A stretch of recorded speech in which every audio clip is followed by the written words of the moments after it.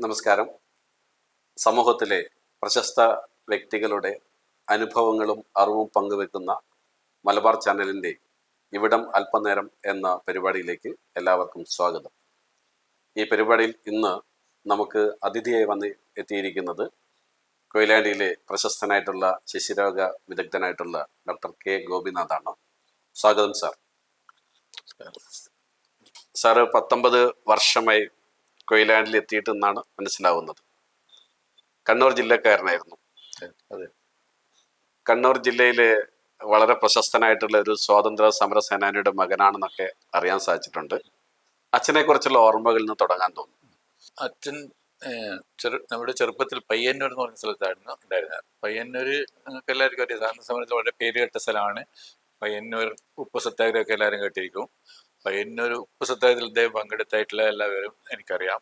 അതുപോലെ തന്നെ ജവഹർലാൽ നെഹ്റുവിൻ്റെ വിസിറ്റിൻ്റെ സമയത്ത് അദ്ദേഹം തന്നെയായിരുന്നു അവരുടെ കൂടെ ത്രൂ ഔട്ട് ഉണ്ടായിരുന്നു ആ പരിപാടിക്കൊക്കെ. പിന്നെ പുറത്തിറങ്ങി നടന്നുകൊണ്ട് പുള്ളിക്ക് പിന്നെ സ്റ്റുഡൻ്റ് ആയിരിക്കുമ്പോഴേ തന്നെ ഈ സ്വാതന്ത്ര്യ സമരത്തിലൊക്കെ അവിടെ നിന്ന് പങ്കെടുത്തിരുന്നു. നമുക്ക് കൂടുതൽ വിവരങ്ങൾ അറിയില്ല, കാരണം എന്താണെന്ന് വെച്ചാൽ നമ്മൾ ആ സമയത്ത് ചെറിയ കുട്ടിയായിരുന്നല്ലോ, ഏകദേശം 4-5 വയസ്സുള്ള സമയത്തൊക്കെ ആയിരുന്നു. അവിടെ തന്നെയാണ് ഞാൻ പഠിച്ച പ്രൈമറി സ്കൂളിൽ അവിടുത്തെ പയ്യന്നൂർ മിഷൻ സ്കൂളിൽ 5ാം ക്ലാസ് വരെ ഞാൻ പഠിച്ചിരുന്നു. ആ സമയത്തൊക്കെ സ്വാതന്ത്ര്യത്തിൻ്റെ വളരെ എല്ലാ ജനങ്ങളും അതിൽ മുഴുകിയിരിക്കുന്ന സമയമായിരുന്നു. ദിവസവും ജാഥ പോകുന്നതൊക്കെ നമുക്ക് കാണാൻ പറ്റുന്നതായിരുന്നു. എല്ലാവരും വളരെ നല്ല ഒരു ഒരു ഒരു പരിപാടിയായിരുന്നു ആ സമയത്ത് ഉണ്ടായിരുന്നത്. വൈകുന്നേരം പോയി നിൽക്കും നമ്മൾ ജാഥ കാണാനൊക്കെ. പിന്നീടുള്ള പഠനം അവിടെ തന്നെയായിരുന്നു. പിന്നെ ഹൈസ്കൂളിൽ കുറച്ച് പഠിച്ചു. പക്ഷെ അത് കഴിഞ്ഞപ്പോൾ ഫാദറിന് ട്രാൻസ്ഫർ വന്നു. അവിടെ നിന്ന് പിന്നെ തൃശ്ശൂർ പട്ടാമ്പിക്കടുത്തുള്ള ചാത്തന്നൂർ അവിടെ പോയി 2 കൊല്ലം പഠിച്ച്. ജോലി എന്തായിരുന്നു? അച്ഛന് ഹെഡ് മാസ്റ്റർ ഹൈസ്കൂളിൽ മാഷായിരുന്നു. ഹെഡ് മാസ്റ്റർ ആയിട്ട് തന്നെ കംപ്ലീറ്റ് റിട്ടയർ ചെയ്ത്. അപ്പോൾ അവിടെ പോയി പിന്നെ പാലക്കാടിനടുത്ത് കൊടുവായൂരുണ്ട്, അവിടെ ഒരു ഹൈസ്കൂളിൽ അവിടെ ഒരു കൊല്ലം നിന്ന്.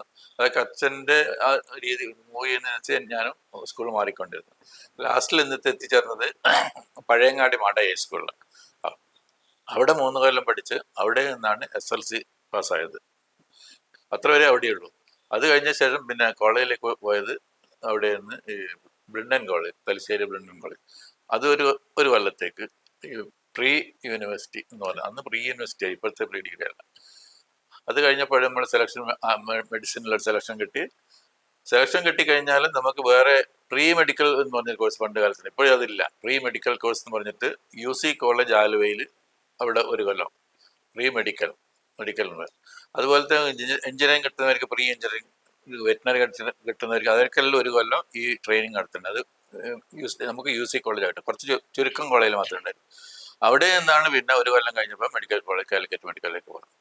മെഡിക്കൽ കോളേജ് 4 കൊല്ലം ഇത് പഠിച്ച് ഒരു കൊല്ലം ഹൗസ് സർജൻസി ചെയ്ത് അതെല്ലാം തീരുമ്പോൾ എല്ലാം കൂടി 68 അത് തീർന്നിട്ടുണ്ടാവും. 67 ജോയിൻ ചെയ്തു. അപ്പോൾ 65 66 നമ്മൾ തീർന്നു. 67 പരീക്ഷയെല്ലാം കഴിഞ്ഞോണ്ട് റിസൾട്ട് വന്നതിൻ്റെ പിറ്റേ ദിവസം തന്നെ അവർ പോസ്റ്റ് ചെയ്യും. അന്ന് ഡോക്ടേഴ്സ് ഇല്ല സർവീസിൽ. നമ്മൾ കേരള ഗവൺമെന്റിൽ സർവീസിൽ വളരെ ഡിമാൻഡാണ്. അപ്പോൾ പഠിച്ചു കഴിഞ്ഞുകൊണ്ട് നമ്മൾ സെലക്ഷനോ വേറെ ഒന്നുമില്ല. എന്നിട്ട് നമ്മൾ ജോയിൻ ചെയ്തു. പിന്നെ അത് കൺഫേം ചെയ്യാൻ വേണ്ടി ഒരു കൊല്ലം കഴിഞ്ഞിട്ട് PSCന്റെ ടെസ്റ്റ് വെച്ചു. അല്ല അത്ര വരെ നമ്മൾ ഇങ്ങനെ പോയിക്കൊണ്ടിരിക്കുക. അത്ര സ്കാർസിറ്റി ഉണ്ടായിരുന്നു അറിയാം. അങ്ങനെയാണ് കണ്ണൂർ ഡിസ്ട്രിക്ട് ഹോസ്പിറ്റലിൽ വർക്ക് ചെയ്തത്. അവിടെ 2 കൊല്ലം വർക്ക് ചെയ്തു.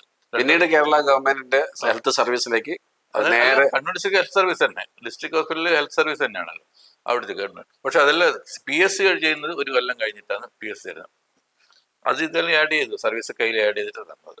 അപ്പൊ ഇതില് കേരള ഗവൺമെന്റ് ഹെൽത്ത് സർവീസ് ജോലി ചെയ്യുമ്പോൾ തന്നെയാണ് തോന്നുന്നു ഈ പട്ടാളത്തിൽ ഇടയ്ക്ക് ഡോക്ടറായി സേവനം അനുഷ്ഠിച്ചത് പറയുന്നുണ്ട്. അതെ, ഈ പട്ടാളത്തിലെ സേവനം എന്ന് പറയുന്നത് എല്ലാവർക്കും ഭയങ്കര താല്പര്യമുള്ളതായിരിക്കും. കാരണം മറ്റ് ഹെൽത്ത് സെന്ററിൽ ജോലി ചെയ്യുന്ന പോലെ അല്ലല്ലോ പട്ടാള ഫീൽഡിലുള്ള ഡോക്ടർമാരുടെ സേവനം എന്ന് പറയുന്നത്. പലതരം ജീവിതാനുഭവങ്ങൾ ഉണ്ടാവും, യുദ്ധ രംഗത്ത് പോകേണ്ടി വരും, മുറിവേറ്റവരുണ്ടാവും. അങ്ങനെ ഒരു വല്ലാത്തൊരു പട്ടാള അനുഭവങ്ങൾ എന്ന് പറയുമ്പോൾ സാറിന് ഓർമ്മിക്കാൻ പറ്റിയ അത്തരം പട്ടാള ഡോക്ടറായിട്ടുള്ള പ്രത്യേകിച്ചുള്ള എന്തെങ്കിലും ഓർമ്മകളുണ്ടോ? അതെന്ന് വെച്ചാൽ 1969 ഞങ്ങൾ റിക്രൂട്ട് ചെയ്തത് പട്ടാളത്തിലേക്ക്. നിർബന്ധ സേവനമായിരുന്നോ? നിർബന്ധം എല്ലാവരും ഗവൺമെന്റ് അവർ റിക്വസ്റ്റ് ചെയ്ത്, സെൻട്രൽ ഗവൺമെന്റ്, അവർക്ക് ഡോക്ടേഴ്സ് ഇല്ല. ഇവിടെയുള്ള പറഞ്ഞ പോലെ തന്നെ പട്ടാളത്തിൽ ഡോക്ടേഴ്സ് വളരെ കുറവായിരുന്നു. അപ്പൊ അതുമല്ല, ഒരു വാർ എക്സ്പെക്ട് ചെയ്തുകൊണ്ടിരിക്കുന്ന സമയമായിരുന്നു അവരെ ഇന്റൻഷൻസ് വെച്ചിട്ട് ഒരു വാറ് വരുന്ന അവർക്ക്. അപ്പൊ അതിനെ സജ്ജമാക്കേണ്ടതിലേക്ക് വന്ന ഡോക്ടർ. ഇപ്പോൾ കേരളത്തിൽ നിന്ന് 2 ബാച്ച്, ഓരോന്നിലും ഏകദേശം 40 പേരും വെച്ച ഡോക്ടേഴ്സിനെ അവർ സെലക്ട് ചെയ്തെടുത്തു. അത് കഴിഞ്ഞാൽ അവിടുന്ന് നേരെ പോകുന്നത് ഈ ലക്നോയിൽ ഇതിന് കമാൻഡ് ഹോസ്പിറ്റലുണ്ട്. അവിടെ ഒരു 3 മാസം ട്രെയിനിങ് വരും ലക്നോയിൽ.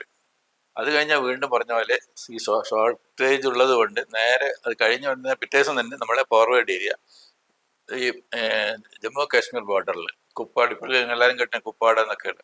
കുപ്പാടിന്റെ ഏറ്റവും ബോർഡറിൽ അവിടെ നിന്ന് രാവിലെ നടന്നാൽ രാത്രി എത്തും. ഇങ്ങനെ ബോർഡർ ഏരിയയിൽ അവിടെ നടത്താണ്. ഇപ്പം പണ്ടത്തെ പോലെ ഫോണില്ല, ഇതെല്ലാം ഒന്നുമില്ല. നമ്മൾ രാവിലെ ഒക്കെ നടക്കാം. മുകളിൽ ഈ കുന്ന് കയറുക. താഴത്ത് 5000 ഫീറ്റാണ്. പക്ഷേ ഈ പോസ്റ്റിലൊക്കെ ചില 12 to 13,000 ഫീറ്റ് ഹൈയിലാണ് പോസ്റ്റുള്ളത്. അവിടെ ജവാന്മാരൊക്കെ ഉണ്ടാവും. അവർ പോയിട്ട് ട്രീറ്റ് ചെയ്യാൻ ഇടയ്ക്കിടെ പോകണം. അതുകൊണ്ട് ഈ ബോർഡർ ഏരിയയിൽ ഒരുമാതിരി എല്ലാ പോസ്റ്റിലും ഞാൻ പോയിട്ട്, വളരെയധികം പോസ്റ്റ് വരും. ഒരു 10-50 പോസ്റ്റിൽ ഞാൻ പോയിട്ടുണ്ട്. പോയി കഴിഞ്ഞാൽ ഒരു 3-4 ദിവസം അവിടെ നിൽക്കുക, പിന്നെ ആദ്യം താഴത്തെ വേറെ പോസ്റ്റ് പോയി ചെയ്യുക. അങ്ങനത്തെ പരിപാടിയാണ്. ഇതിനിടയിൽ യുദ്ധം നേരിടേണ്ടി വന്നു. യുദ്ധം 1971 1971 വാറിന് വേണ്ടി നമ്മളെ കൊണ്ടുപോയത്. ആ വാറിൽ ഞാൻ അതിന്റെ ഏറ്റവും മുന്നിൽ 12,000 ഫീറ്റ് ഹൈറ്റിലായിരുന്നു. ആണോ? അതും ഇത് സ്നോ ഉള്ള സീസൺ, ജമ്മു കാശ്മീരിൽ സ്നോ ഉള്ള സീസണിലായിരുന്നു. അപ്പൊ 2 ആഴ്ച 3 ആഴ്ച പാകിസ്ഥാൻ യുദ്ധമായിരുന്നു. ബംഗ്ലാദേശ് മറ്റേ കിഴക്ക് ഭാഗത്താണ്, ഇത് പടിഞ്ഞാറ് ഭാഗത്ത്. അപ്പൊ ഈ യുദ്ധത്തിന് അന്ന് പേരിട്ട തന്നെ കാക്ടസ് ലില്ലി എന്നാണ് യുദ്ധത്തിന്റെ പേര്. കാക്ടസ് എന്ന് വെച്ചാൽ നമ്മൾ പാകിസ്ഥാൻ സൈഡിൽ കാക്ടസ് പോലെ മുള്ള പോലെ കുത്തുന്ന ആൾക്കാരാണ് ഉള്ളത്. ലില്ലി എന്ന് വെച്ചാൽ ഒന്നും എതിർപ്പില്ല. അപ്പൊ ബംഗ്ലാദേശിൽ പോയി കഴിഞ്ഞാൽ അവര് കീഴടങ്ങി. 1,00,000 പട്ടാളക്കാരാണ് അവിടെ കീഴടങ്ങി. നമ്മൾ ചേട്ടൻ അവര് വാറ് ശരിക്കും നടന്നിട്ടില്ല, അവരെല്ലാം പേടിച്ചിട്ട് കീഴടങ്ങി. പക്ഷെ ഈ സൈഡിൽ ഭയങ്കര വാറായിരുന്നു. അതിലാണ് ഞാൻ പെട്ടത്. അതിൽ 2 ആഴ്ച ഞാൻ അവിടെ നിന്ന് അതിൽ സർവീസ് ചെയ്തതിന് 2 war service medal, Sangram medal, western star, western ഇങ്ങനെ മെഡൽ എന്ന് വരെ വന്നിട്ടുണ്ട്. ഈ ഭടന്മാരെ ശുശ്രൂഷിച്ചതിന്റെ ഭാഗമായിട്ട് ഗവൺമെന്റ് തന്നാണ്. അതന്നെ. അതിന് മോള് ഞങ്ങൾക്ക് ഇപ്പൊ ഹോസ്പിറ്റലിൽ ചികിത്സയല്ല, ഇത് ഞങ്ങൾ പോകുന്നത് RMO എന്നുള്ള പേരില്ല, റെജിമെന്റൽ മെഡിക്കൽ ഓഫീസർ. ഒരു യുദ്ധം ചെയ്യുന്ന ബറ്റാലിയന്റെ കൂടെ ഒരു RMO ഉണ്ടാവും. അങ്ങനെ പോയത് കൂട്ടത്തിലാണ് ഞാൻ വിട്ടത്. നമുക്കും സാധ്യത ഉണ്ടാവൂല യുദ്ധത്തിന്റെ പ്രതീക്ഷിക്കണം. നമ്മുടെ കയ്യില് സ്റ്റൺ ഗൺ വരും. ഡോക്ടേഴ്സിന് സ്റ്റൺ ഗൺ. അതൊന്ന് വെടിവെച്ചാൽ ഒരു 10-100 ഉണ്ട് നേരെ ഇങ്ങനെ പോകും. നമ്മൾ വാറിന്റെ സമയത്ത് കൊണ്ടുപോകണം. അതാണ് ഈ ലക്നൌവിൽ തന്ന പരിശീലനം. അതെ ലക്നൌ. അപ്പൊ അത് നേരെ പുറത്ത് പോയിട്ട് അവരെ കൂടെ എന്നിട്ട് പോവുക ഈ വാറ് ചെയ്താലുള്ള സ്ഥലത്ത്. അപ്പൊ ഏറ്റവും വെടി കൊള്ളുന്ന സ്ഥലത്ത് നമ്മൾ പോകണ്ട, പക്ഷെ മുന്നിൽ നിൽക്കുന്നവർ ചികിത്സിക്കാൻ പറ്റുന്ന തരത്തിൽ അവർക്ക് എല്ലാ സൗകര്യം കിട്ടുന്ന വിധത്തിൽ മുന്നോട്ട് പോയിക്കൊണ്ടിരിക്കണം. അതെവിടെയാ കിട്ടുന്നത്? അവിടെ കുഴി കുഴിച്ച് ട്രഞ്ചർ ഒഴിച്ചിട്ട് അല്ലെങ്കിൽ ടെന്റ് കെട്ടിയിട്ട് നമ്മൾ അവിടെ നിന്നിട്ട് ഈ വാറിൽ ഇഞ്ചോർഡ് ആയിട്ട് കൊണ്ടുവരുന്നവരെ ഇതിൽ വെച്ചിട്ട് നമ്മൾ പ്രൈമറി എഴുതി കൊടുക്കുക. ചോര വന്നവര് വേദനക്കുള്ള മോർഫിൻ ഇഞ്ചക്ഷൻ, ഈ ഫസ്റ്റ് എയ്ഡ് ആയിട്ട് കെട്ടിക്കൊടുക്കുക, ഈ ഗ്ലൂക്കോസ് വേണ്ടുന്നത് കൊടുക്കുക, അങ്ങനത്തെ ഇതെല്ലാം കൊടുത്തിട്ട് സ്പ്ലിന്റ് വെച്ച് ഫ്രാക്ചറായ ഫ്ലിന്റ് ഇതെല്ലാം. ഇത് കഴിഞ്ഞിട്ട് പിന്നെ ഇവരെ സ്ട്രെച്ചർ പേര് എന്ന് പറഞ്ഞ കുറച്ച് പേര് നമ്മൾ ഇതിൽ അവര് എടുത്തിട്ട് അവർ മുകളിൽ ഈ 12,000 ഫീറ്റിന് താഴെ 5,000 അടി താഴത്തേക്ക് ഇതിൽ തന്നെ കൊണ്ടുപോകും. അതിൽ ചിലപ്പോൾ 3-4 മണിക്കൂർ എടുക്കും. അന്നത്തെ സ്ഥിതി വളരെ മോശമായിരുന്നു. പിന്നെ ഇനി അവിടെ ഈ യുദ്ധത്തിൽ ആർക്ക് മുറിവേറ്റ് മരിച്ചു കഴിഞ്ഞാല് ഞങ്ങളെല്ലാം കൂടി തന്നെ ഞങ്ങൾ തന്നെ അവിടെ ഇവരെ ക്രിമിയേറ്റ് ചെയ്യും. ക്രിമിയേറ്റ് ചെയ്യുന്ന വെച്ചാല് അവിടെ നമുക്ക് ഇതുണ്ടാവും, പെട്രോളൊക്കെ ഉണ്ടാവും സപ്ലൈ. പെട്രോളിന്റെ സപ്ലൈ വെച്ചാൽ അത് വെച്ചിട്ട് കൊടുത്ത് ഇപ്പൊ സ്നോയിലാണ് ഇതാണ്. പക്ഷെ അവിടെ പൈൻ ട്രീസ് ഉണ്ട്. പൈൻ ട്രീസ് വെട്ടിയിട്ടാണ് ഇവരെ വെക്കുക. അപ്പൊ ഇതിൽ കൊടുത്തു കഴിഞ്ഞാല് ഈ പെട്രോൾ വെച്ച് കത്തുമ്പോൾ പിന്നെ ഈ പൈൻ ട്രീസിൽ അതിൽ പൈൻ ഓയിൽ ഉണ്ട്, അതുകൊണ്ട് വേഗം തീ പിടിക്കാം. അപ്പൊ ഈ ബോഡി കത്തിക്കാൻ വളരെ എളുപ്പമാണ്. ഇപ്പോഴത്തെ പോലെ മരിച്ചു കഴിഞ്ഞാൽ വീട്ടിലെത്തിക്കുന്ന സമ്പ്രദായമേ ഇല്ല. ചില അവർക്ക് പറ്റില്ല, വേറെ ട്രാൻസ്ഫർ ചെയ്യാനുള്ള പ്ലെയിനും മറ്റു കുഞ്ഞുങ്ങളൊന്നുമില്ല. ഈ പട്ടാള സേവനത്തിൽ തുടരാതെ പിന്നീട് വീണ്ടും കേരള ഗവൺമെന്റിന്റെ സർവീസിലേക്ക് വരുന്നത് ഇവിടെ നിന്നുള്ളൊരു ഡെപ്യൂട്ടേഷൻ പോലെ പോയത് കൊണ്ടാണ്. അതെ, ഡെപ്യൂട്ടേഷൻ. ആ സർവീസ് കഴിഞ്ഞപ്പോ തിരിച്ച് കേരള ഗവൺമെന്റ് സർവീസിന് നമുക്ക് തിരിച്ചു കിട്ടും. ആദ്യം തിരിച്ചു വന്നപ്പോഴും സാറിനൊരു മാത്രം കിട്ടുന്നതോ അല്ലെങ്കിൽ അപൂർവമായി കിട്ടുന്ന അനുഭവത്തെ കുറിച്ച് ഞാൻ കേട്ടിട്ടുണ്ട്. കണ്ണൂർ സെൻട്രൽ ജയിലിൽ തൂക്കിക്കൊല്ലാൻ വിധിക്കപ്പെട്ട ഒരു തടവ് പുള്ളിയെ അന്ത്യ നിമിഷങ്ങളിൽ അയാളെ പരിശോധിക്കേണ്ടി വന്നതും അത്തരമൊരു അനുഭവം ജയിലിൽ ഉണ്ടായപ്പോൾ സെൻട്രൽ ഈ തൂക്കിക്കൊല്ല ജുഡീഷ്യൽ ഹാങ് എന്ന് വെച്ചാൽ ജുഡീഷ്യൽ ഹാങ് നമ്മൾ ഒരാളെ കൊല്ലുകയായിരുന്നു നമ്മൾ ഡോക്ടർ ശരിക്കും രക്ഷിക്കാൻ വേണ്ടി ജീവൻ രക്ഷിക്കും. പക്ഷെ ഇങ്ങനെ ഒരു ഇതിലും നമ്മൾ പെട്ട് പോയിട്ടുണ്ടെന്ന് പറയാം. അതെ അതെ. അപ്പോൾ അതിനുള്ള എന്താ വെച്ചാൽ എൻ്റെ ഈ വിധിക്കപ്പെട്ട ഈ പ്രതി അന്ന് ഒരു ബാലപീഡനം നടത്തിയിട്ട് കുട്ടീനെ കൊന്നത്. ആ ഒരു ബാലപീഡനം നടത്തിയിട്ട് അധികം വയസ്സല്ല, കണ്ടിട്ട് ഒരു 30 വയസ്സൊക്കെ ഉള്ള ഒരാളായിരുന്നു. അപ്പോൾ ഇയാൾ അതിൻ്റെ തലേദിവസം തന്നെ ഞങ്ങൾ അവിടെ പോയിട്ട് ഇയാളെ കംപ്ലീറ്റ് ആ സെല്ലിൽ കണ്ടം സെല്ലുണ്ട്, അതിന് പുറത്തേക്ക് ഇവർക്ക് വരാൻ പറ്റില്ല. അതിൻ്റെ ഉള്ളിൽ പോയിട്ട് ടെസ്റ്റ് ചെയ്തിട്ട് എല്ലാം നോക്കിയിട്ട് ഇയാൾ ഫിറ്റാണ്, സൂക്കേടൊന്നുമില്ലാണ്. പിന്നെ അവർക്ക് എന്താ ഭക്ഷണം എന്താ വേണമെന്ന് വെച്ചാൽ അതൊക്കെ അവർക്ക് അന്ന് തന്നെ ഇവർ പറയും, അത് ഇവർ കൊടുത്തോളും. എന്നിട്ട് പിറ്റേ ദിവസം രാവിലെയാണ് ഇതിനുള്ള ഈ വെളിച്ചം വരുന്നതിന് മുമ്പിൽ ഇവർ തൂക്കി കൊല്ലണം. അപ്പം ഇത് തൂക്കി കൊല്ലുന്നതിന് നമ്മളുടെ ഒരു ടീം ഉണ്ടാവും, അത് സാക്ഷിയായിട്ട്. അത് അവിടുത്തെ ജയിലർ, സൂപ്രാണ്ട്, ജയിൽ സൂപ്രാണ്ട്, 3-4 ഈ വേറെ അസിസ്റ്റന്റ് ജയിലേഴ്സ്, മജിസ്ട്രേറ്റ്, ഞാൻ, ഡോക്ടർ, ഇവരെല്ലാം കൂടിയിട്ട് ആ റൂമിൽ നിൽക്കണം. ഇത് ഗാലസ് എന്ന് പറഞ്ഞ റൂമുണ്ടല്ലോ, ഇത് തൂക്കുന്ന റൂമിൽ നമ്മൾ അവിടെ നിന്ന് നമ്മളെ പ്രസൻസിലാണ് കൊല്ലുന്നത്. കാരണം വെച്ചാൽ നമ്മൾ അതിനൊരു സാക്ഷിയാണെന്നുള്ള, കൊല്ലുന്നതിന് സാക്ഷിയാണെന്നുള്ളത് നമ്മൾ എഴുതി കൊടുക്കണം. അപ്പോൾ നമ്മളൊക്കെ അവിടെ നിന്ന്, അപ്പോൾ അന്നത്തെ എനിക്ക് ഓർമ്മയുണ്ട്, അന്നത്തെ ഇത് കൂട്ടത്തിൽ മജിസ്ട്രേറ്റിങ്ങനെ തന്നെ യാതൊരു മരിച്ചവരെന്നെ കാണുന്ന ഇതില്ലല്ലോ, വിധിക്കൽ മാത്രമേ ഉള്ളൂ. അപ്പോൾ അയാൾക്ക് അവിടെ തലചുറ്റി അയാൾ അവിടെ നിന്ന് നമ്മൾ മാറ്റേണ്ടി വന്നു. തെറ്റി വീഴുന്നില്ല. പക്ഷെ നമുക്ക് തലയൊന്നും ചുറ്റിയില്ലെന്ന് വെച്ചാൽ ഞാൻ അവിടുന്ന് തീരുന്നിരുന്ന് കണ്ടു. അപ്പോൾ താഴത്ത് പോകുമ്പോൾ നമുക്ക് നേരെ മുമ്പിൽ കാണാം, താഴത്ത് വരും ഇയാൾ പിടക്കുകയൊക്കെ ചെയ്യും. പിടച്ച് നിന്ന് കഴിഞ്ഞാൽ നമ്മൾ പോയിട്ട് താഴത്ത് ഇറങ്ങണത് നേരെ നോക്കലല്ല, ആ തൂങ്ങുന്ന സ്ഥലത്ത് തന്നെ ഈ സ്റ്റെപ്സ് ഉണ്ട്, ആ താഴത്ത് വന്ന് നമ്മൾ ഒരു കാര്യം, നമ്മളൊക്കെ ടെൻഷനുള്ള സമയമാണ്. അപ്പം നമ്മളവിടെ പോയി ഇരുന്നിട്ട് ഇയാളെ നോക്കി അവിടെ അടുത്ത് എന്നാലും പേടിയാണ്, അടുത്തിന് പോകാൻ തന്നെ പേടിയാണ്. പക്ഷെ അടുത്ത് പോയിട്ട് നമ്മൾ ഇത് സ്റ്റെത്ത് വെച്ച് നോക്കുമ്പോൾ നമുക്ക് നമ്മളെ ഒച്ച കേൾക്കുക ഹാർട്ടിൻ്റെ. നമ്മളെ ഹാർട്ട് അതിലും കൂടുതൽ ഇടിച്ചോണ്ടിരിക്കും, ഇവർ ഹാർട്ട് അടിക്കുന്നത് എന്തെന്ന് പറയാം. അപ്പോൾ നമ്മൾ കൺഫ്യൂഷനാണ്, പെട്ടെന്ന് പറയാൻ പറ്റില്ല. അപ്പോൾ ഞാൻ പറഞ്ഞത് ഇവിടെ നിൽക്കട്ടെ, ഇയാളെ ഒരു കാമണിക്കൂർ നിൽക്കട്ടെ, എന്നിട്ട് അന്നേരം മരിച്ചിരിക്കുന്നത്, എന്നിട്ട് ഇറക്കിയിട്ട് നമ്മൾ നേരെ സർട്ടിഫിക്കറ്റ് എഴുതി കൊണ്ടുപോയത്. കൊയിലാണ്ടി എത്തിയിട്ട് ഒരു 50 വർഷക്കാലമായി. ഈ കാലഘട്ടത്തിൽ കൊയിലാണ്ടിയിൽ എത്തിപ്പെടുന്ന ഒരു അനുഭവം ഉണ്ടല്ലോ, ഈ ഹെൽത്ത് സർവീസിൽ നിന്ന് പട്ടാളത്തിൽ നിന്നൊക്കെ കഴിഞ്ഞ് നേരെ കൊയിലാണ്ടി എത്തിയ ഒരു സാഹചര്യം എന്തായിരുന്നു? ഒന്ന് ഈ നമ്മുടെ ജയിലിലെ അനുഭവം പറഞ്ഞല്ലോ, ഇതെല്ലാം കേട്ടപ്പോൾ തന്നെ അവിടെ നമുക്ക് മടുത്തു. ഈ കണ്ണൂർ തന്നെ അവിടെ ഇങ്ങനെ രക്ഷപ്പെടുന്നുള്ള ഒരു വിചാരം. പിന്നെ ഇങ്ങനെ വിട്ടുപോയാൽ. അപ്പോൾ ഇവിടെ ഒഴിഞ്ഞു കിടക്കുന്ന ഒരു പോസ്റ്റ്, പീഡിയാട്രിഷ്യന്റെ പോസ്റ്റ് കൊയിലാണ്ടിൽ ഒഴിഞ്ഞു കിടക്കും, ആരും ഇല്ല വരാൻ. അന്നേരത്തെ പറഞ്ഞ ഉടനെ തന്നെ ഇവിടെ പോസ്റ്റിംഗ് കിട്ടി. അങ്ങനെയാണ് ഞാൻ ഇവിടെ കണ്ടിന്യൂ ചെയ്യാൻ. പിന്നെ ഇവിടെ നിന്ന് മാറേണ്ടി വന്നിട്ടില്ല? മാറേണ്ടി വന്നെങ്കിൽ അടുത്തടുത്തുള്ള ഈ ഹെൽത്ത് സെന്റേഴ്സ്, ഇപ്പോൾ ഉള്ളേരി ഹെൽത്ത് സെന്ററിൽ, കീഴേരൂർ ഹെൽത്ത് സെന്റർ, അങ്ങനെയുള്ള ഏരിയയിൽ, പിന്നെ വയനാട് പൊഴുതന, ഇതെല്ലാം പോയി വരാൻ പറ്റുന്ന വിധത്തിലുള്ള ഇതാണ്. അതുകൊണ്ട് ഇവിടുത്തെ തന്നെ താമസിച്ചിട്ടാണ് എല്ലാവർക്കും വരിക. ഏറ്റവും നല്ലൊരു ട്രെയിനിങ് കിട്ടിയത് കോഴിക്കോട് മെഡിക്കൽ കോളേജിൽ ഔസൻസ് ചെയ്യുമ്പോൾ doctor CK Ramendran, doctor CB ശിവാർ, ഇവരുടെ അതേ വാർഡിലായിരുന്നു. അപ്പോൾ അവരെടുക്കുന്നാണ് ഇത് ഒരുമാതിരിയൊക്കെ പഠിച്ചത്, ട്രീറ്റ്മെന്റ് ആസ്പെക്ട് ഒക്കെ എങ്ങനെയാണ്. അനാവശ്യമായിട്ട് നമ്മൾ ടെസ്റ്റ് ചെയ്യാൻ കഴിഞ്ഞാൽ അയാൾ ചോദിക്കും, ഡോക്ടർ നിങ്ങൾ എന്തിനാ ഈ ടെസ്റ്റ് ചെയ്ത്, അതിന് ആൻസർ ചെയ്യണം നമ്മൾ. ഇവിടെ ഇപ്പം അങ്ങനെയല്ല, ഇപ്പം എവിടെ പോയാലും ബ്ലഡ് കംപ്ലീറ്റ് എക്സാം ചെയ്യാൻ, സുഖം ഉണ്ടോ ഇല്ലയെന്നല്ല, ഒരു ബ്ലഡ് കംപ്ലീറ്റ് ചെയ്യാം. പക്ഷെ അങ്ങനെയല്ല, നമ്മളവിടെ ഈ ഇത് ചെയ്തിട്ട് ഇതിൻ്റെ TCDC ഇങ്ങനെ എഴുതണമെന്ന് വെച്ചാൽ എന്തിനാ ഇത് നോക്കുന്നതെന്ന് ചോദിക്കും. അതിലൊന്നില്ല ഞങ്ങൾ ചീത്ത പറയും. അത് അങ്ങനെയുള്ള ട്രെയിനിങ് തന്നെ അവിടെ കിട്ടുക. അതുകൊണ്ട് ഇപ്പോഴും ഞങ്ങൾ ഒരു കേസ് വന്നു കഴിഞ്ഞാൽ എല്ലാവർക്കും എനിക്ക് ടെസ്റ്റ് ചെയ്യാൻ വേണ്ടി എഴുതി കൊടുക്കാൻ എനിക്ക് തോന്നൂല. മനസ്സിലായി? എന്തെങ്കിലും ഒരു ഇൻഡിക്കേഷൻ, ഇപ്പം ഡെങ്കു ആണ് സംശയം, ഡെങ്കു ടെസ്റ്റ് ചെയ്തു, ടൈഫോയിഡ് ആണെങ്കിൽ ടൈഫോയിഡ് ടെസ്റ്റ് ചെയ്തു, അല്ലാതെ വെറുതെ ഇത് എഴുതി കൊടുക്കാൻ നമുക്ക് അതുപോലെ സ്കാനിങ് അതേ തന്നെ നമ്മൾ സസ്പെക്ട് ചെയ്താൽ മാത്രമേ സ്കാനിങ് ഇതിൻ്റെയൊക്കെ ആവശ്യം. പക്ഷേ ഇപ്പോഴത്തെ രീതിയിൽ എല്ലാവർക്കും ഇതൊക്കെ ചെയ്യുന്നുണ്ട്. നല്ല ട്രെയിനിങ്, ആ ട്രെയിനിങ്ങിന്റെ ഗുണമായിരുന്നു അത്, അവരെ കീഴിൽ വർക്ക് ചെയ്തതിന്റെ ഗുണം മാത്രം. ഇപ്പം ഡോക്ടർ CK രാമേന്ദ്രനെ കുറിച്ച് പറഞ്ഞായിരുന്നു. ഡോക്ടർ CK രാമേന്ദ്രന്റെ ഒരു അനുഭവക്കുറിപ്പ് ഞാൻ വായിച്ചായിരുന്നു. ഈ നേരത്തെ പറഞ്ഞല്ലോ, സാറിനെ പോലെയുള്ള ഈ ഒരുപാട് കാലത്തെ അനുഭവങ്ങളുള്ള എക്സ്പീരിയൻസ്ഡ് ആയിട്ടുള്ള ഡോക്ടേഴ്സ്, ഒരുപക്ഷെ അവർക്ക് മിനിമം ഡിഗ്രി ഒക്കെ ഉണ്ടാവും. CK രാമേന്ദ്രൻ ഉദാഹരിക്കുന്നത് മൊകേരിയുള്ള പത്മനാഭൻ ഡോക്ടറെ. അദ്ദേഹം medical college, CK Ramendran sir medical കോളേജിലെ അദ്ദേഹത്തിന്റെ കുട്ടികളോട് എപ്പോഴും പറയുന്നത് മൊകേരിയുള്ള പത്മനാഭൻ ഡോക്ടറുടെ റെഫറൻസ് ചീട്ടുകൾ പരിശോധിക്കണം, അത് നിങ്ങൾ എപ്പോഴും ഒരു പ്രധാനപ്പെട്ട രേഖ, ഡോക്യുമെന്റ് ആയിട്ട് സൂക്ഷിക്കണം എന്നാണ്. കാരണം അദ്ദേഹം പറഞ്ഞിട്ടുണ്ടെങ്കിൽ മിക്കവാറും നിരീക്ഷിച്ചിട്ടുണ്ടെങ്കിൽ മിക്കവാറും അത് തന്നെയായിരിക്കും. അപ്പോൾ അദ്ദേഹം പറയുന്നൊരു കേസ് എന്ന് പറഞ്ഞാൽ മൊകേരിയുള്ള പത്മനാഭൻ ഡോക്ടർ ഒരു കേസിന്റെ അകത്ത്, റെഫറൻസ് ചീട്ടിന്റെ അകത്ത് സസ്പെക്ടഡ് കേസ് ഓഫ് അമീബിയാസിസ് എന്ന എന്തോ ഒരു എന്താ പറയുക രക്തത്തിൽ നിന്ന് ബ്ലഡ് വരുന്ന ഒരു അസുഖത്തെ കുറിച്ച് അയാളുടെ ഒരു നിരീക്ഷണം അങ്ങനെയായിരുന്നു.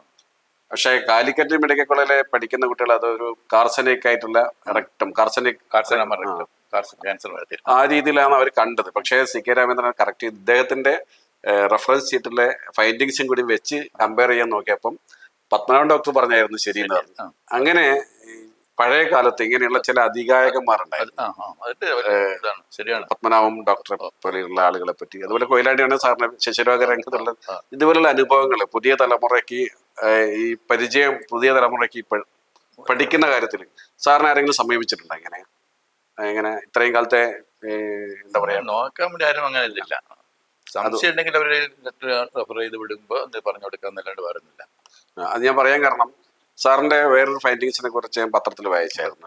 ഒരു പനി ഇങ്ങനെ വ്യാപിക്കുന്ന ഘട്ടത്തിൽ ഈ പനി ഇങ്ങനെ ഒരു തക്കാളിപ്പനി അല്ലേ, ടൊമാറ്റോ ഫീവർ അതാന്ന് തോന്നുന്നു, അങ്ങനെ ഒരു സംശയം സാർ പറയും. പിന്നീട് അത് സ്ഥിരീകരിക്കുകയും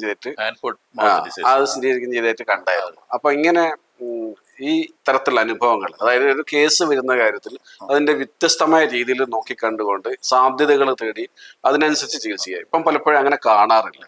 ജസ്റ്റ് ഡീറ്റെയിൽഡ് ആയിട്ടുള്ള പരിശോധനയ്ക്കോ കാര്യങ്ങൾക്കൊന്നും പോകാതെ തന്നെയാണ് പലപ്പോഴും ചികിത്സിക്കുന്നത് തോന്നാറുണ്ട്.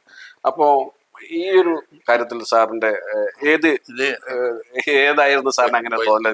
കൊയിലാണ്ടിയിലും പരിസരത്തും ഈ തക്കാളിപ്പനി അല്ലെങ്കിൽ ഹാൻഡ് ഫുട്ട് മൗത്ത് ഡിസീസ് നമ്മൾ പറയാം, ഹാൻഡ് ഫുട്ട് മൗത്ത് ഡിസീസ് ചിലപ്പോൾ മലേഷ്യൻ പെട്ടിന്ന് പോലായിരിക്കും, എല്ലാവരും ഇത് തന്നെയാണ്. പനി വന്ന് കയ്യിൻ്റെ ഉള്ളിലും വായിലും കാലിനടിക്കൊക്കെ ചെറുപ്പ് ഉണ്ടാകുന്ന സുഖമാണ്. അത് ഏകദേശം ഒരു 10-20 കൊല്ലമായിട്ടേ വന്ന് തുടങ്ങിയിട്ടുള്ളൂ. ഞാൻ മെഡിക്കൽ പഠിക്കുമ്പോഴും അതില്ല, കൊയിലാണ്ടി വന്നപ്പോഴില്ല, പിന്നെ അത് കഴിഞ്ഞിട്ടാണ് ഇത് തുടങ്ങിയത്. അപ്പോൾ ഇങ്ങനെ കുറേ കേസ് ചുറ്റുപാട് വന്നു തുടങ്ങിയപ്പോൾ ആർക്കും ഒരു പിടുത്തം കിട്ടുന്നില്ല, അത് നമുക്കൊന്നും കിട്ടുന്നില്ല. അപ്പോൾ കുറേ ഇൻവെസ്റ്റ് ചെയ്ത് അതിനെ പറ്റി റെഫറൻസ് എഴുതി കഴിഞ്ഞപ്പോഴാണ് മനസ്സിലായത് ഇത് ഹാൻഡ് ഫുട്ട് ഒരു വൈറസ് ഡിസീസ് ആണെന്നുള്ളത്. അപ്പോൾ ഇതേ ഐറ്റം തന്നെ കോഴിക്കോടിൽ ഡിഫറെൻറ്റ് പാർട്സിൽ നിന്ന് പിന്നെ വന്നു തുടങ്ങി.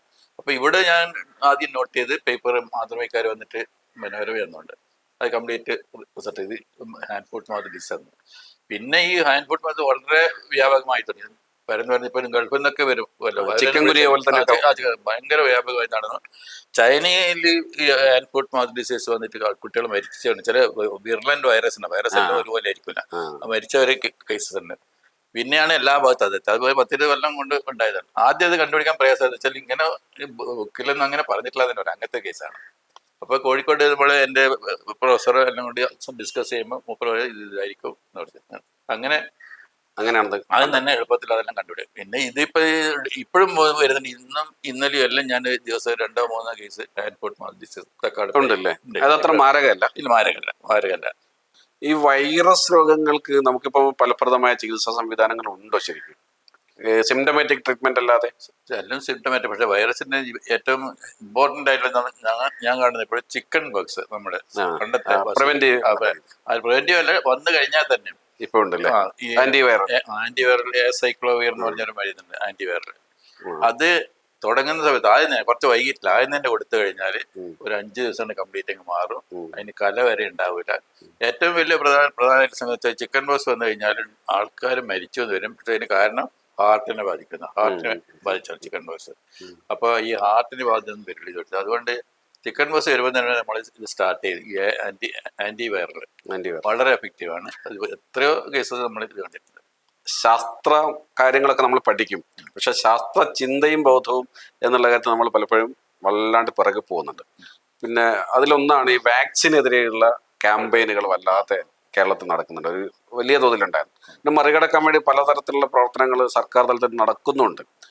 വാസ്തവത്തിൽ നമുക്കറിയാം പല രോഗങ്ങളെയും പ്രിവെന്റ് ചെയ്യുന്നതിൽ ഈ പ്രിവെന്റീവ് മെഡിസിന് വലിയ പങ്കുണ്ട്. സ്മോൾ പോക്സ് ഇറാഡിക്കേഷൻ മുതലുള്ള അതിൻ്റെ ഒരു ചരിത്രം ഉണ്ടല്ലോ. ഈ ആധുനിക ചികിത്സക്കെതിരെ ആസൂത്രിതമായ രീതിയിലുള്ള പ്രചരണങ്ങൾ പല ഭാഗത്തു നിന്നുണ്ടാകുന്നുണ്ട്. അത്തരം പ്രചരണങ്ങൾ സാറിന്റെ ശ്രദ്ധയിൽപ്പെട്ടിട്ടുണ്ടോ? അല്ലെങ്കിൽ അതിനെ എങ്ങനെ നമുക്ക് കൗണ്ടർ ചെയ്യാൻ പറ്റും? പ്രചരണം ഉണ്ടെങ്കിലും നമ്മളെ അറിവ് വെച്ച് നമ്മളത് മാനേജ് ചെയ്യും. നിങ്ങൾ പറഞ്ഞ പോലെ തന്നെ സ്മോൾ ബോക്സ് ഇല്ലാതായി പോയത് എങ്ങനെ? സ്മോൾ ബോക്സ് ഏറ്റവും വലിയ മാരകമായ സുഖം ആയിരിക്കും. പിടിച്ചു കഴിഞ്ഞാൽ ആരും നെഗ്ലക്ട് ചെയ്ത് ആരും അടുത്ത് വരില്ല, അങ്ങനെ നരകിച്ച് മരിക്കുന്ന സുഖമാണ്. ശരിക്കും ചെറുപ്പത്തിൽ അതിന്റെ വാക്സിൻ ചെയ്ത് പറഞ്ഞു. ഇവിടെ ഈ കയ്യിൽ ഒരു അച്ചുകൊത്ത്, അതിന്റെ പേര് സ്കൂൾസിലെല്ലാ കുട്ടികളും ചെറുപ്പത്തിൽ എനിക്കും വെച്ചിട്ടുണ്ട്. അപ്പൊ അത് വന്നതിന് ശേഷമാണ് ഈ സ്മോൾ ബോക്സ് എന്നത് ഇല്ലാതായി പോയത്. ഈ ചിക്കൻ ബോക്സിന് അതുപോലെ തന്നെ പണ്ട് കാലത്ത് ഒന്നുമില്ല.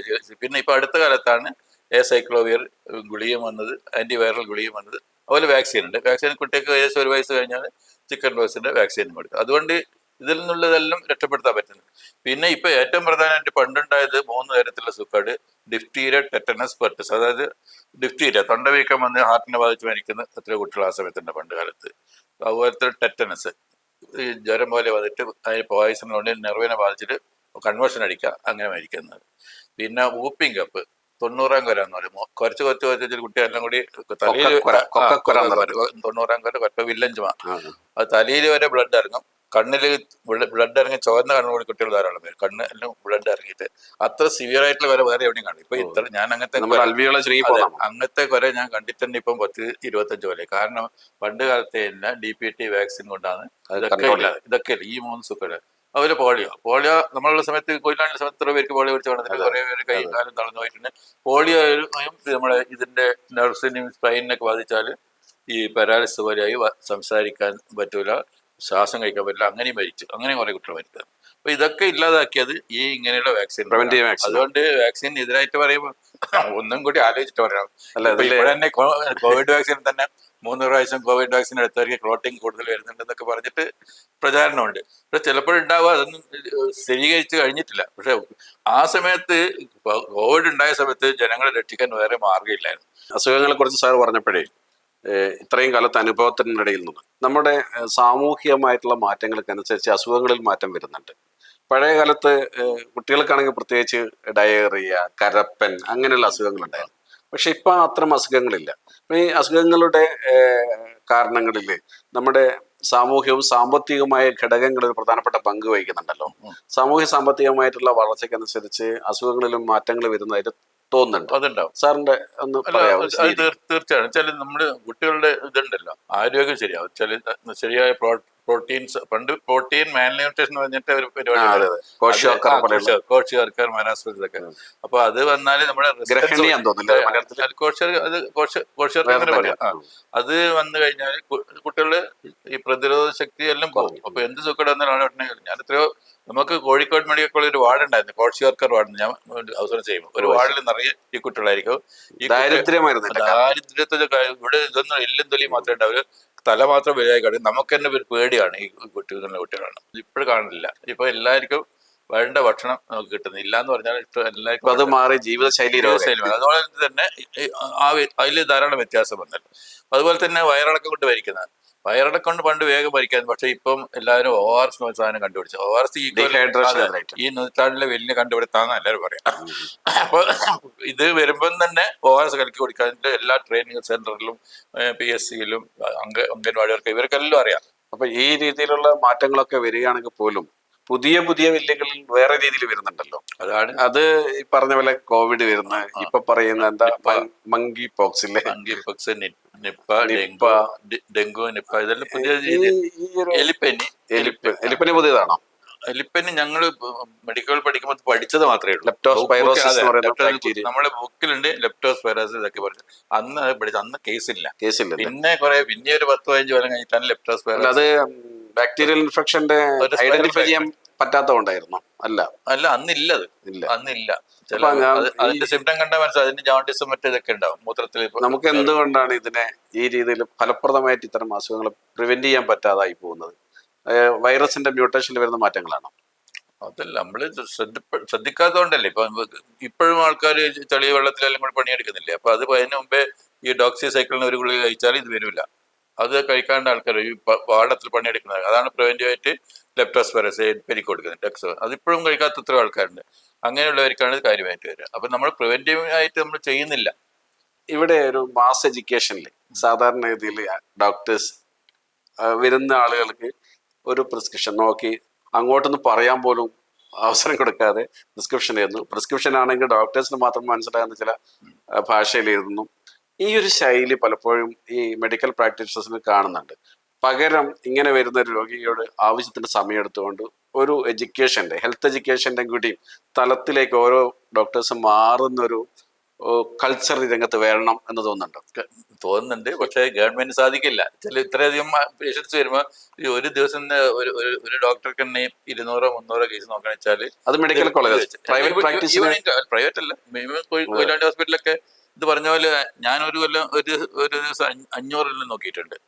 അതായത് ആർക്കും ഡോക്ടറാകാം, അതിന് വലിയ കഴിവൊന്നും ഇല്ലാത്ത രീതിയിൽ ഈ യന്ത്രങ്ങളുടെ സഹായത്തോടുകൂടി രോഗനിർണയം എന്ന തലത്തിലേക്ക് എത്തുന്ന പ്രിസൈസ് ചെയ്യാൻ പറ്റുന്നത് കൊണ്ട് നമുക്ക് സ്വയം നവീകരിക്കാനോ അല്ലെങ്കിൽ കൂടുതൽ അതിൽ ഡെഡിക്കേറ്റ് ചെയ്യേണ്ട ആവശ്യമില്ലാത്ത രീതിയിലേക്ക് മാറുന്നുണ്ടോ? ആ രീതിയിൽ മാറുന്നുണ്ട്. ശരിക്കും പറഞ്ഞാല് ഒരു രോഗിയെ കണ്ടിട്ടാണ് നമ്മൾക്ക് രോഗം എന്താണ് മനസ്സിലാക്കേണ്ടത്. ആ രോഗിയെ നോക്കിയിട്ട് കുറച്ച് കാര്യമായിട്ട് നോക്കിയാൽ നമുക്ക് കണ്ടുപിടിക്കാൻ പറ്റും. ഇവന് വെറും പനിയാണോ, വെറും ഫ്ലൂ ആണോ, ടൈഫോയിഡ് പനിയാണോ, ഇതൊക്കെ ഏകദേശം നമ്മൾ നല്ലോണം നോക്കിക്കഴിഞ്ഞാൽ തന്നെ കണ്ടുപിടിക്കാൻ പറ്റും. ഇപ്പോൾ ഈ ഡെങ്കുപ്പനി മറ്റേതൊക്കെ ഉണ്ട്.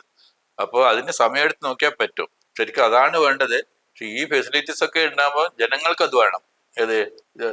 സാറേ ഇത് ഡെങ്കിപ്പനിയാണോ അല്ലെ ഇത് പനിയാണോ, അവർ വന്ന് ചോദിക്കും. നമ്മളെ മറ്റേ മരുന്ന് എഴുതി കൊടുത്ത് അവരെ നീക്കുക, സാറേ ഇത് ഡെങ്കിപ്പനിയാണോ മറ്റേ പനിയാണോ ചോദിക്കും. അപ്പോൾ അവരെ താല്പര്യത്തിന് അവരെ സാറ്റിസ്ഫൈ ചെയ്യാൻ വേണ്ടി നമുക്ക് ഇതിൽ ചെയ്യിക്കേണ്ടി വരും. പണ്ടത്തെ തലമുറ ആളുകളൊക്കെ ഒരുപാട് ആരോഗ്യത്തോടുകൂടി ജീവിച്ചിരുന്നു. ഇന്ന് അത് നമ്മുടെ സെൻസസുമായി ബന്ധപ്പെട്ട് പോകുന്ന സാധനമല്ല. സെൻസസ് എടുത്ത് നോക്കുന്ന സമയത്ത് നമുക്കിപ്പോൾ 79 വയസ്സേക്കാണ് മലയാളിയുടെ ലൈഫ് സ്പാൻ. പണ്ടൊക്കെ വളരെ കുറച്ചാണ്. പക്ഷെ എപ്പോഴും പറയുന്നത് പഴയ ആളുകൾ വളരെ ആരോഗ്യത്തോട് കഴിഞ്ഞു. ഇതെല്ലാവർക്കും അസുഖമാണ്. ഷുഗറും BP-യും അതുപോലെ കൊളസ്ട്രോളും ഒക്കെ തന്നെ ഒരുപാട് അസുഖങ്ങളുണ്ട്. ഈ പറയുന്ന ഒരു സാമാന്യവൽക്കരണത്തിന്റെ പിന്നിൽ എന്തെങ്കിലും തരത്തിൽ ശാസ്ത്രീയമായിട്ട് തന്നെ സ്ഥാപിച്ചെടുക്കാൻ പറ്റുമോ? പക്ഷെ ഒന്ന് നമ്മുടെ ജീവിതശൈലി തന്നെയാണ്. ചെറുപ്പം നമ്മളൊക്കെ ഇപ്പൊ ചെറുപ്പത്തിൽ പഠിക്കുമ്പോൾ ആ സമയത്തൊക്കെ പട്ടിണി എന്ന് പറഞ്ഞാൽ ഇതൊന്നും കിട്ടില്ല. ചിക്കനില്ല, മറ്റേതില്ല, മട്ടണില്ല, അങ്ങനത്തെ ഇറച്ചികളൊന്നുമില്ല. പക്ഷെ ഏതെങ്കിലും ഒക്കേഷൻ ദിവസം ഒരു ചിക്കൻ പറ്റിട്ട്. പക്ഷെ ഇവിടെ ഡെയിലി ദിവസവും രാവിലെയും ഇവിടുത്തെ കുട്ടികളൊക്കെ ചില വീട്ടിലൊക്കെ രാവിലെയും ഉച്ചക്കും രാത്രിയും എല്ലാം ചിക്കനോ അല്ലെങ്കിൽ മട്ടണോ അല്ലെങ്കിൽ ബീഫ് അങ്ങനെ കഴിക്കുന്ന ആൾക്കാരുണ്ട്. അപ്പൊ അതിൽ ജീവിത രീതിയിൽ വളരെ മാറ്റം. അതൊക്കെ തെറ്റായ രീതി തന്നെ. ഇപ്പൊ ആയുർവേദിക്കാരിക്കാരന് അവർ ശരിക്കും ഇതിനൊക്കെ വേണ്ട പത്യവും കഷായം പറഞ്ഞു കൊടുക്കുന്നത്. പണ്ട് എന്റെ ചെറുപ്പത്തിൽ ക്യാൻസർ എന്ന് പറഞ്ഞാൽ അപൂർവമായിട്ടുള്ള ഒരു സുഖം ഉണ്ടായിരുന്നു. ഹാർട്ട് അറ്റാക്ക് അതൊക്കെ അപൂർവ ഞാൻ പഠിക്കുന്ന സമയത്തൊക്കെ. ഇതിപ്പോ എല്ലാ ദിവസവും അല്ല, അത് നമ്മുടെ എല്ലാ വീട്ടിലും ക്യാൻസർ ഡയഗ്നോസിങ് കൂടിയത് കൊണ്ടാണോ? അതല്ല ഇതിലുള്ള ഈ ചേഞ്ച് ആണ് നമ്മുടെ ലൈഫ് സ്റ്റൈലിൽ വന്ന ചേഞ്ച്. സാറ് ഈ ആരോഗ്യ രംഗത്ത് 19 വർഷക്കാലത്തിനിടയിൽ ഡോക്ടേഴ്സിന്റെ നിരവധി വേദികളുണ്ട്, IMA-ലുണ്ട്. അതിന്റെ ഒക്കെ ഉത്തരവാദിത്തം ഏറ്റെടുത്തായിരുന്നു. 2 പ്രാവശ്യം IMA-ന്റെ പ്രസിഡന്റ് ആയിരുന്നു. IMA-യുടെ പ്രസിഡന്റ് ഇവിടുത്തെ കൊയിലാണ്ടി IMA. 50 വർഷത്തിനടുത്ത് കൊയിലാണ്ടിയിലെ ശിശുരോഗ വിദഗ്ധനായി പ്രാക്ടീസ് ചെയ്യുന്ന നിരവധി കുട്ടികളെ ജീവിതത്തിലേക്ക് കൈപിടിച്ച് കുത്തിക്കൊണ്ടുവന്ന കൊയിലാണ്ടിയുടെ ജീവൻ മശായി എന്ന് വേണമെങ്കിൽ പറയാവുന്ന ഡോക്ടർ K. ഗോപിനാഥ് ആയിരുന്നു നമ്മളോട് സംസാരിച്ചിരുന്നത്. ഈ പരിപാടിയിൽ പങ്കെടുത്ത ഡോക്ടർ K. ഗോപിനാഥ് സാറിന് നന്ദി രേഖപ്പെടുത്തട്ടെ.